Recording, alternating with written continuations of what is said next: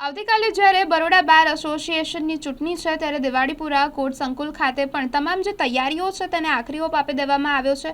બંને ઉમેદવારો દ્વારા પ્રચાર પ્રસારણ પણ કરવામાં આવ્યો છે તેમજ બંને ઉમેદવારો દ્વારા જીતનો દાવો પણ કરવામાં આવ્યો છે તેમજ જીતના દાવા સાથે બંને ઉમેદવારો દ્વારા તમામ જે મતદારો છે તેમને પણ મતદાન કરવાની જે અપીલ તેમના દ્વારા કરવામાં આવી છે।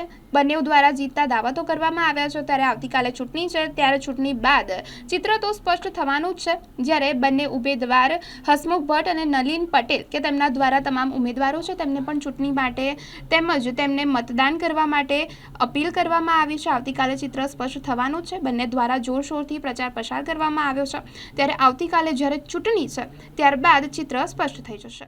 હવે વડોદરા વકીલ મંડળની 23-24ની ચૂંટણીના પ્રચારના પડઘમ બંધ થવાની તૈયારી છે અને કાલે 10 થી 5 સુધી મતદાન થવાનો સમય ખૂબ જ નજીક આવી ગયેલ છે। હવે તમામ ઉમેદવારોએ મતદારોને રીઝવવા માટે મતદારો સમક્ષ પોતાની વાત મૂકી છે। હવે વડોદરા વકીલ મંડળના જે વકીલશ્રીઓ છે તે એમના આત્માના અવાજ પ્રમાણે જે વકીલોએ રજૂઆત કરી છે એને ધ્યાને લઈને મતદાન કરશે।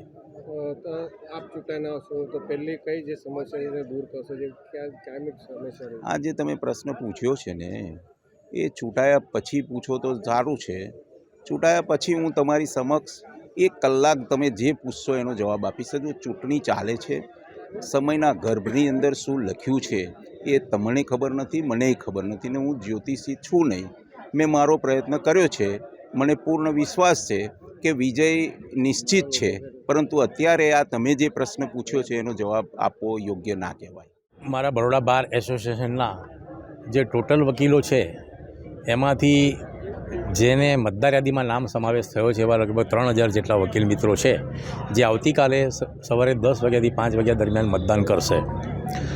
આ તમામ વકીલ મિત્રો પોતાના અંતરાત્માથી વર્ષોથી મતદાન કરીને મને ભવ્ય જીત અપાવે છે અને આવતીકાલે પણ આ તમામ વકીલ મિત્રો મારા ફેવરમાં મતદાન કરશે એવી મને ચોક્કસપણે ખાતરી છે। કારણ કે આ તમામ વકીલ મિત્રો કે જેમાં મેં કોઈનો પણ ભેદભાવ રાખ્યા વગર સતત કામ કર્યા છે અને એ કામને ધ્યાનમાં રાખીને કાલે મતદાન થશે અને નલિન પટેલ પ્રમુખ તરીકે ફરીથી પુનઃ બરોડા બાર એસોસિએશનના પ્રમુખ નિયુક્ત થશે એવા તમામ વકીલ મિત્રોએ મને વિશ્વાસ અને ભરોસો અપાયેલો છે। નયનભાઈ, ગયા વખતે તો આપ જીત્યા હતા, આ વખતે એવી કોઈ તૈયારી ખરી કે રેકોર્ડ બી તોડે?